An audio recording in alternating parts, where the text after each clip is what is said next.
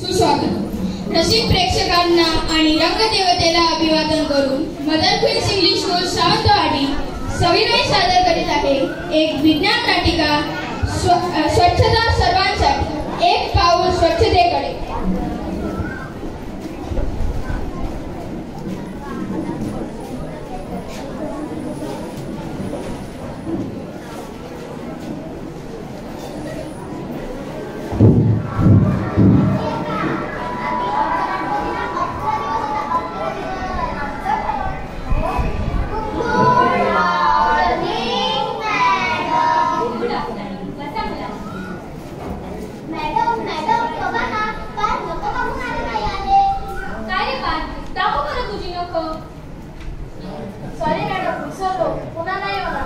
अरे हो, पण नख वाढल्यामुळे त्या नखांमध्ये घाण बघ किती झालीये.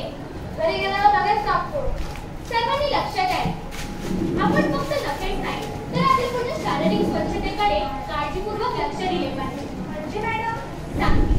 आणि आता विषय आलाच आहे तर आज आपण स्वच्छता आणि आपले आरोग्य या विषयावर चर्चा करूया. हो मॅडम. आपल्या निरोगी आनंददायी जीवनासाठी स्वच्छता हा एक महत्त्वाचा घटक आहे. स्वच्छता ही आपल्या सर्वांसाठीच आहे. मॅडम, शरीराची स्वच्छता म्हणजे रोज आंघोळ केली पाहिजे ना? हो ग, बरोबर आहे. पण नुसते फक्त स्वच्छ आंघोळ नव्हे तर वेळच्या वेळी शौचास जाणे, वेळच्या वेळी हातपाय स्वच्छ धुणे, वेळच्या वेळी नखे कापणे, बाहेरून आल्यावर तसेच घेऊन आल्यावर हातपाय स्वच्छ धुणे, खाण्यापूर्वी हात स्वच्छ धुणे, वेळच्या वेळी दात घासणे यासारख्या चांगल्या सवयी आपल्या शारीरिक स्वच्छतेसाठी महत्त्वाच्याच आहेत. पण मॅडम, त्यामुळे काय होतं? अगं, या सर्व चांगल्या सवयींमुळे जंतूंपासून होणारा संसर्ग आपण टाळू शकतो. तो कसा काय मॅडम? आता आपण नखांचं उदाहरण घेऊ ना. त्या वाढलेल्या नखांमध्ये अडकलेली घाण आपण त्याच हाताने खातो व कळत न कळत ती आपल्या पोटात जाते. मग पोटाचे आजार सुरू होतात. हो मॅडम, आता आम्हाला कळलं. आम्ही आमच्या शारीरिक स्वच्छतेची काळजी घेऊ. हो, माझ्या सांगण्यानुसार तुम्ही स्वतःला स्वच्छ ठेवा. पण तुमचा आजूबाजूचा कचरा घाण असेल तर? हो ना मॅडम, त्यामुळे पण आपल्याला जंतू संसर्ग होऊ शकतो. म्हणजे आपलं घर आणि घराच्या आजूबाजूला पण स्वच्छता करणं तेवढंच गरजेचं आहे ना मॅडम? हो ग, पण त्याच्या जोडीला आपल्या आजूबाजूचा परिसर, रस्ते, सार्वजनिक ठिकाणं हे सर्व पण स्वच्छ असणं गरजेचं आहे. मॅडम, म्हणजे आपल्या सोबतचा निसर्ग स्वच्छ असला पाहिजे ना? हो, अगदी बरोबर. पण तुम्हाला माहित आहे का, निसर्ग स्वतःच आपली स्वच्छता करीत असतो. निसर्गातील झाडे आणि प्राणी निसर्ग स्वच्छ ठेवण्यास मदत करतात. ते कसं काय? आता मला सांग, आपण श्वासोश्वास करतो म्हणजे काय करतो? हवा आत घेतो आणि पुन्हा बाहेर सोडतो. आणि त्यावेळी हवेतील ऑक्सिजन घेऊन कार्बन डायऑक्साईड वायू बाहेर सोडतो. म्हणजे आपण हवेतील ऑक्सिजन वापरून कार्बन डायऑक्साईडचं प्रमाण वाढवतो. अगदी बरोबर. मग हे वाढलेलं प्रमाण आपली झाडं कमी करतात. ते कसं मॅडम? अगं, झाडं आपलं अन्न बनविण्यासाठी प्रकाश संश्लेषण क्रियेद्वारा वातावरणातील कार्बन डायऑक्साईड शोषून घेतात आणि ऑक्सिजन बाहेर टाकतात. तसेच झाडे भूजल म्हणजे जमिनीतील पाण्याचं शुद्धीकरणाचं काम करतात. म्हणजे झाडं हवेचं शुद्धीकरण करतात, बरोबर ना मॅडम? हो, अगदी बरोबर. झाडाची मुळे जमिनीतील पाणी शोषून घेताना त्यातील विषारी आणि प्रदूषक घटक जाळून घेतात, ज्यामुळे भूजल शुद्ध राहण्यास मदत होते. हे तर आम्हाला माहीतच नव्हतं. तसेच झाडं जमिनीतील धूप थांबवून पाणी वाहून जाण्यापासून रोखतात, ज्यामुळे नद्या आणि जलाशयांमध्ये गाळ साचत नाही.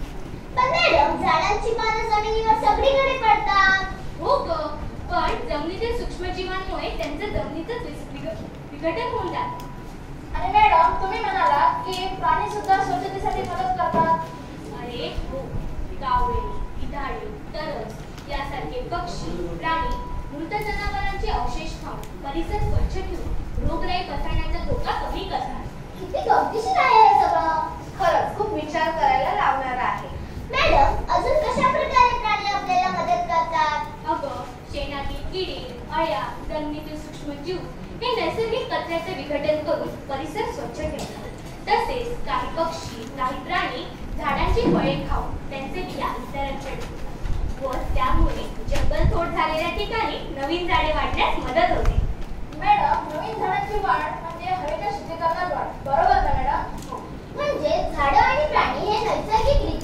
पर्यावरणातील विविध प्रकारचे प्रदूषण कमी करून आणि जैविक कचऱ्याचे व्यवस्थापन करून स्वच्छ निरोगी निसर्गाची निर्मिती करतात. अगदी बरोबर बोललीस बा. पण हे सगळं आपण ऐकतो, बोलतो, परंतु एक मनुष्य प्राणी म्हणून आपण निसर्गासाठी काय करतो? म्हणजे मॅडम, अरे देवाने मनुष्य प्राण्याला विचार करायला मेंदू दिला, बुद्धिमत्ता दिली. हो मॅडम, त्याचमुळे आपल्या शास्त्रज्ञांनी नवीन नवीन शोध लावले, नवीन नवीन तंत्रज्ञान विकसित केले. हो, परंतु प्रगतीकडे वाटचाल करीत असताना आपल्याला आपल्या निसर्गाचा, प्राणी मात्रांचा विसर पडत चालला आहे. तो कसा काय? अरे आपण हा परिसर अस्वच्छ करून, प्रदूषित करून वेगवेगळ्या आजारांना आमंत्रण देतो. पण मॅडम, आम्ही आमची घरं नेहमी स्वच्छ ठेवतो. पण तुम्ही तुमच्या आजूबाजूच्या परिसराकडे डोळे उघडून पाहता का? म्हणजे मॅडम, मला असं वाटतं आपण वर्गात बसून या विषयावर चर्चा करण्यापेक्षा प्रत्यक्ष अनुभवातून शिकलेलं बरं. म्हणजे काय करायचं मॅडम? उद्या आपण आपल्या आजूबाजूच्या परिसरातून फेरफटका मारणार आहोत. म्हणजे सहज? हो, सहलच. परंतु आपण चालत फेरफटका मारणार आहोत. अरे वा, मजाच. सकाळी किती वाजता? कुठे जमायचं? सकाळी 8 वाजता आपण शाळेजवळच जमायचं आहे सर्वांना. मॅडम, येताना जेवणाचा डब्बा आणि पाणी घेऊन यायचं ना? हो तर मग येणार ना सर्वजण? हो मॅडम, आम्ही येणार. Heap heap hurray.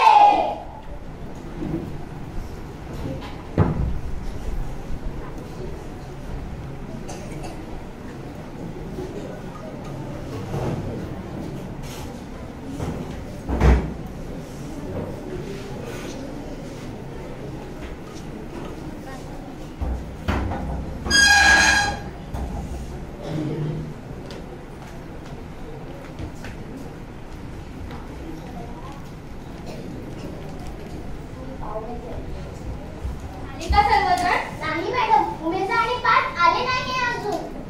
उमेजा पाठ लांबून येते ना? मॅडम, तो आळशी पाठ झोपला असेल अजून. शाळेत बराच वेळ उशिरा येतो तो.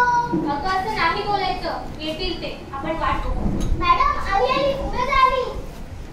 तो कोण पाठ येतोय वाटतं. हो हो, पाठ पण आला. मॅडम, आज आपण कुठे जाणार आहोत? आज आपण बाजारपेठेच्या रस्त्याने जाऊ. बस स्थानकाजवळ त्या मंदिराकडे पुढे जो किल्ला आहे ना, त्या किल्ल्यावर जाऊ आणि मग समुद्र किनाऱ्यावर जाऊ. अरे वा, मज्जाच. मग चला. चला लवकर.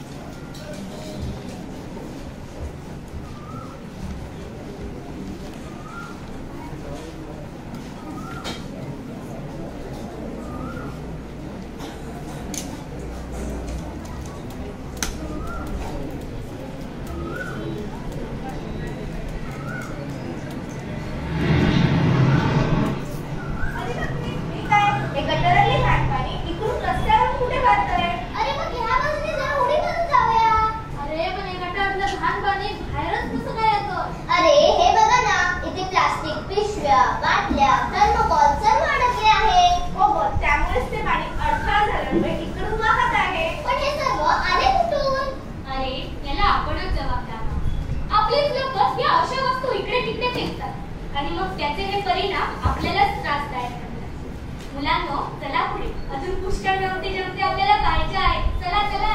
ए चला. अरे रे, हे बघा काय. अरे ही तर कचरा कुंडी. त्या कुंडीवर काय लिहिलंय? वाचा. कचरा कुंडीत टाका. पण कचरा कुठे आहे बघा? कुंडीच्या बाहेर. म्हणजे मला असं वाटतंय बघा, त्या कुंडीवर लिहिलंय कचरा कुंडीत टाका. पण कुंडीत कचरा टाकली की काय? मुलांनो, पाहताय ना तुम्ही हे सर्व. पण हा कचरा असा का राहतो? कारण हे प्लास्टिक, त्याचं विघटन होत नाही आणि ते मातीत पण मिसळत नाही. पण मॅडम, हे प्लास्टिक आलं कुठून? अगं, मानवानेच निर्माण केलं, पण आता आपणच त्याचा गैरवापर करत आहोत. चला, मला असं वाटतं या विषयावर आपण नंतर बोलू. अजून गमती जमती आपल्याला करायचे आहेत ना? चला पुढे. अरे रे, ते बघा कोण. सफाई कामगार का बाजारपेठेत साफसफाई करत आहेत. मॅडम, त्या कामगारांना हे काम करताना घाण नाही वाटत? अरे मला काय विचारताय? त्यांच्याशीच बोला ना तुम्ही. काका, अहो काका, तुम्ही हा सर्व कचरा आणि घाण साफ करत आहात. तुम्हाला कंटाळा नाही येत?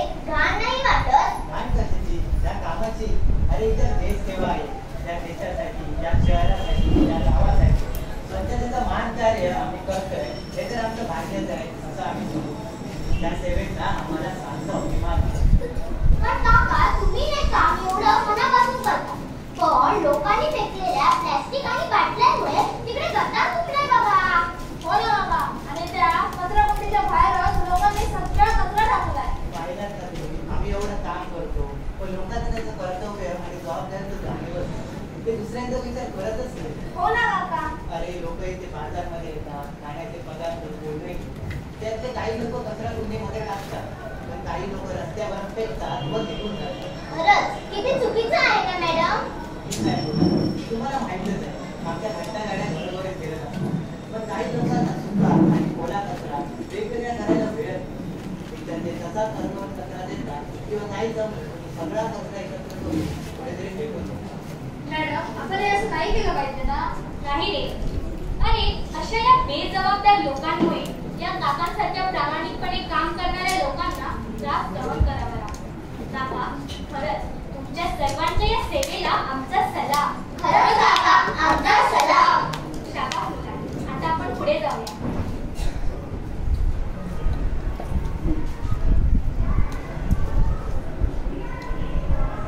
मुलांनो, हा जरा बस स्थानकाचा परिसर पहा. काय दिसतंय? हो मॅडम, इथे तसेच आहे. कचऱ्यासाठी डबे जागोजागी ठेवले आहेत. तरी सुद्धा खाद्यपदार्थांचे रिकामे पेपर्स, पिशव्या इकडे तिकडे पडले आहेत बघा. मॅडम बघा ना, भिंतीच्या कोपऱ्यांमध्ये तर गुटखा पान खाऊन तुंबून ठेवलंय बघा. श्री, किती घाण. मुलांनो, आता तुम्हीच विचार करा आणि चला पुढे. आता आपण पुढच्या मंदिराजवळच्या वस्तीमधून पुढे जो किल्ला आहे ना, ते किल्ल्यावर जाऊया आणि थोडीशी विश्रांती पण घेऊया. चला. चला लवकर.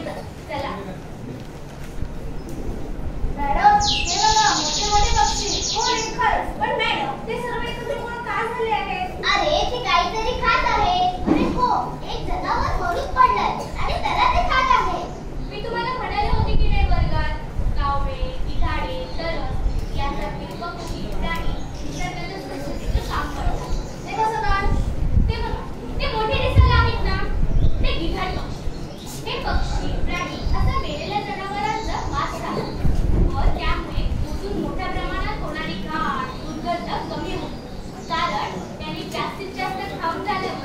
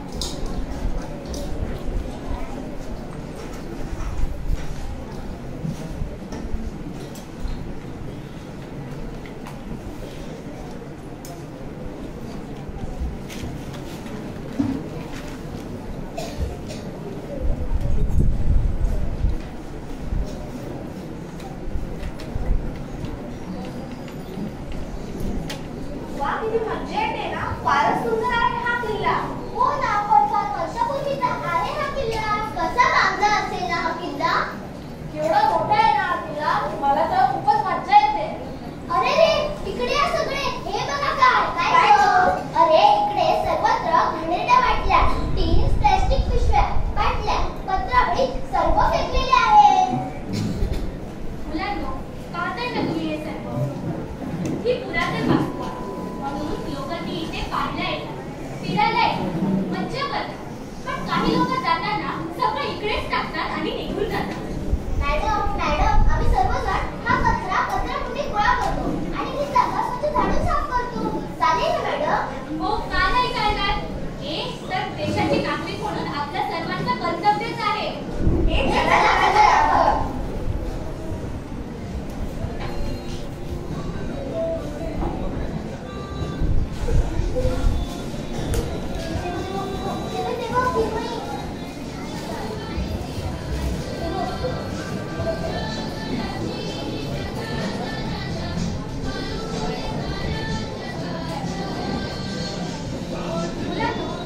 आपल्या राजा महाराजांनी अथक प्रयत्न करून या वास्तू उभारल्या. या वास्तूंच्या उभारणीसाठी किती साऱ्या कारागिरांनी त्यांचे घाम गाळले. या वास्तूंच्या संरक्षणासाठी शूरवीरांना त्याचे प्राण गमवावे लागले. पण आम्हा लोकांना त्याचं काहीच मोल नाही. या वास्तूंचे जतन करणं ही तर आपली जबाबदारी आहे. पण या वास्तूंचे जतन करण्याऐवजी आपण त्याला नास्तूच करतो. मला सांगा, हे योग्य आहे का? नाही मॅडम. चला, मी तुमची पाण्याची सोय अगोदरच केली होती. स्वच्छ हातपाय धुवून घ्या. मग आपण त्या समोरच्या झाडाच्या सावलीत बसून जेवण करू आणि थोडी विश्रांती पण घेऊ. हो चालेल मॅडम. मग मी एक गाडी बोलावली आहे. त्या गाडीने आपण समुद्र किनाऱ्यावर जाऊ, मज्जा करू आणि मग घरी जाऊ. आणि नंतर मी हे घ्या, हात धुवायचे स्वच्छ. चला लवकर.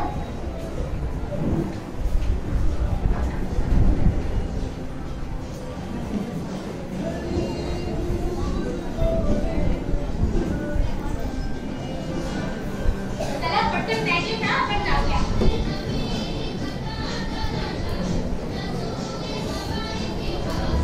चला पटकन जेवण करायचं आपल्याला. समुद्र किनाऱ्यावरती पण जायचं आहे का? हो मॅडम.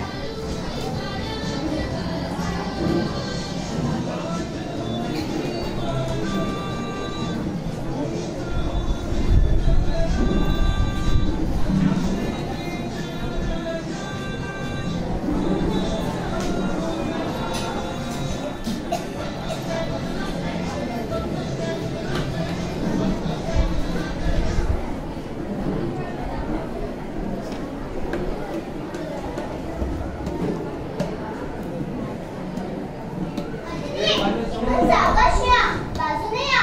इथे बघा, या फुटलेल्या काचेच्या बाटल्या आणि त्यांची काचा सर्वत्र पडल्या आहेत. हो खरंच ग, इकडे काचा पडल्यात. सावकाश या.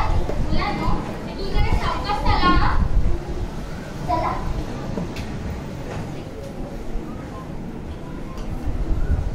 मुलांनो, जरा आजूबाजूचा परिसर पहा. काय दिसतोय?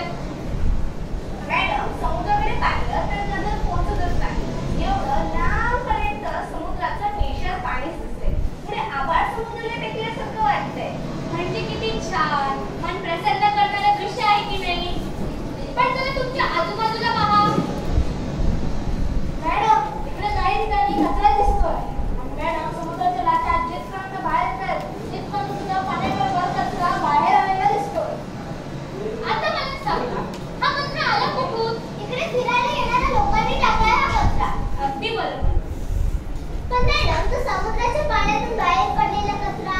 अगं, तो नदी नाल्यामधून समुद्राच्या पाण्यात येतो. पण मी तुम्हाला आधीच म्हणाले होते की नाही, प्रथम निसर्ग स्वच्छ राहण्याचा प्रयत्न करत असतो. हो मॅडम. हा समुद्र सुद्धा पाण्यामध्ये आलेला कचरा आपल्या लाटांच्या सहाय्याने बाहेर टाकतो आणि स्वतःला स्वच्छ बनवतो. हो मॅडम, आम्हाला समजलं. मुलांनो, आज दिवसभर फेरफटका मारल्यावर तुमच्या लक्षात आलंच असेल की बाहेर सर्वत्र अस्वच्छतेचं प्रमाण किती वाढत चाललंय. हो मॅडम, आज मला समजलं. मुलांनो, आज आपण या विज्ञान तंत्रज्ञानाच्या आधुनिक युगात वावरतो. नवीन नवीन शोध लावतो, नवीन नवीन तंत्रज्ञान विकसित होतो. हे आपल्या विकासासाठी, आपल्या प्रगतीसाठी आहे. हो मॅडम. परंतु प्रगतीकडे वाटचाल करीत असताना आपल्या निष्काळजीपणा, बेजबाबदारपणा, अतिवापर, वाईट सवयीमुळे आपल्याला आणि आपल्याबरोबर निसर्गाला याचा त्रास सहन करावा लागतो. आणि त्याचं उदाहरण म्हणजे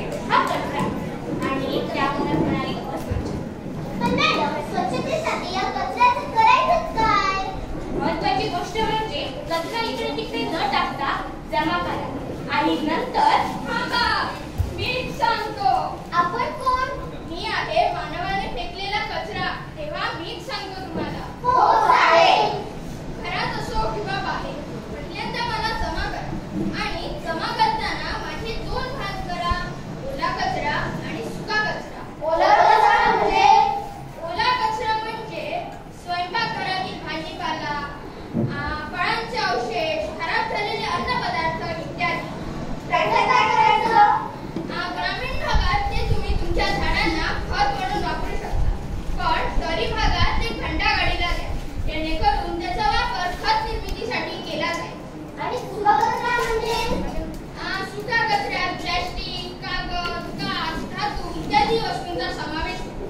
आणि त्याचं काय करायचं? त्यासाठी तुम्ही 3R च्या 30 सूत्रीच्या नियमाचं पालन करा. ते कसं काय? रेड्यूस, रियूज आणि रिसायकल. रेड्यूस म्हणजे कमी करणे, म्हणजे कचरा निर्माण करणाऱ्या वस्तूंचा वापर शक्य तेवढा कमी करणे. रियूज म्हणजे पुन्हा वापरणे, म्हणजे ज्या वस्तू पुन्हा वापरता येत असतील तर शक्यतो त्या पुन्हा वापरा. उदाहरणार्थ काचीच्या, प्लॅस्टिकच्या काही चांगल्या वस्तू, कपडे इत्यादी. रिसायकल म्हणजे पुनर्वापर, म्हणजे जुन्या वस्तूंपासून प्रक्रिया करून नवीन वस्तू तयार करणे. अशा वस्तू तुम्ही पुनर्वापरासाठी घ्या. आणि त्याच्या व्यतिरिक्त काही असेल तर, म्हणजे प्लास्टिक पिशव्या? बरोबर, अशा वस्तू तुम्ही ग्रामीण भागात रोज थोड्या थोड्या करून तुम्हीच जाऊन टाकू शकता, पण शहरी भागात त्याचे वेगवेगळे वर्गीकरण करून ते घंटागाडीला द्या, जेणेकरून त्याची योग्य प्रकारे विल्हेवाट लावली जाईल. मुलांनो, तुम्ही पाहताय ना, आपण प्रत्येकाने जबाबदारीने वागून कचरा निर्माण करणाऱ्या गोष्टींचा वापर शक्य तेवढा कमी केला पाहिजे. तसेच कचऱ्याचे जर योग्य प्रकारे व्यवस्थापन केले तर अस्वच्छता निर्माण होणार नाही. आपला परिसर स्वच्छ व सुंदर दिसेल. हो, आणि घाण दुर्गंधी होणार नाही. बरोबर. आणि त्याचबरोबर आपलं आरोग्यमान सुधारेल, रोगराई कमी होईल, आपला परिसर निसर्ग सुंदर दिसेल, मन प्रसन्न होईल. पर्यटन स्थळावर आपल्याला मनोस्तोक्त आनंद घेता येईल. पण मॅडम, हे प्रत्येकाने केलं पाहिजे ना? हो तर. मुलांनो, आज आपण आपल्याला मिळणाऱ्या स्वातंत्र्याचा आणि अधिकारांचा वापर करतो, परंतु त्याबरोबर येणाऱ्या जबाबदाऱ्या आणि कर्तव्य यांचा मात्र आपल्याला विसर पडत चालला आहे. तो असा का?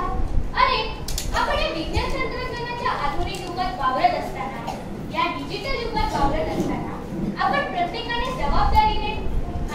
जबाबदाऱ्या आणि कर्तव्य जर योग्य रीतीने पार पाडल्या, तसेच या आधुनिक तंत्रज्ञानाचा जर योग्य वापर केला तर आपली वाटचाल नक्कीच प्रगतीच्या दिशेने होईल. आपली अधोगती होणार नाही. हो मॅडम, आम्ही या देशाचे नागरिक म्हणून आम्ही आमच्या कर्तव्याचा आणि जबाबदाऱ्यांचा विसर पडू देणार नाही. हो, आम्ही छान. देशाचे नागरिक म्हणून सर्वांनी हा विचार केला पाहिजे आणि स्वच्छतेची काळजी घेतली पाहिजे. जिथे स्वच्छता आहे तिथे जीवनमान नेहमीच चांगले राहते आणि समाजाची पण प्रगती होते. आणि म्हणूनच स्वच्छता सर्वांसाठी हे केवळ एक वाक्य नाही, तर ती एक जीवनशैली आहे जी प्रत्येकाने अंगीकारलीच पाहिजे. म्हणून मुलांनो, चला तर म्हणा माझ्याबरोबर, आजपासून आपलं एकच ध्येय, आजपासून आपलं एकच ध्येय, आपला निसर्ग, आपला परिसर, आपला निसर्ग, आपला परिसर स्वच्छ राखण्यासाठी स्वच्छ राखण्यासाठी आपल्या सरकारला करू सहाय्य. आपल्या सरकारला करू सहाय्य. कर्तव्य आहे प्रत्येक नागरिकाचं, कर्तव्य